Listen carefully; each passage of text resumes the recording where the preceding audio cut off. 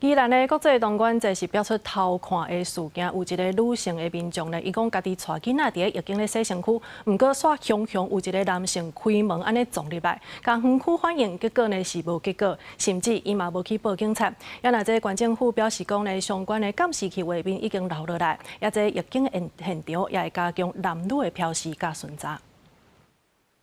伫咧宜兰动万节，这间查某的洗身躯间的喇叭锁虽然有刺落锁起来，不过门也是一刹就开开。县政府伫咧门顶有打各种的牌遐，不过这间洗身躯间最近发生一件敢若是偷看的案件，有一位女性带囡仔门锁起来伫内面洗，所以唔捌的查甫人甲门开开。如果他眼睛看得不是很清楚，或者没有仔细看，确实会很容易就传进去了，就也不能避免吧，就只能保护好自己，但会还是会担心的。民众讲，洗身躯间的现场标示无啥清楚，真容易行唔到。有一个游客知影这个消息，对园区的安全真担心。伊讲今仔日16到现场加装巡逻箱，加强当地的巡逻。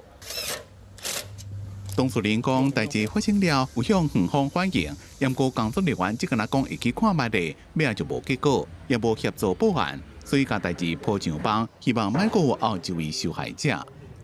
那当日的相关的影片我们也已经留存哈。那在警方这边，我们也配合相关的一个影片提供哈。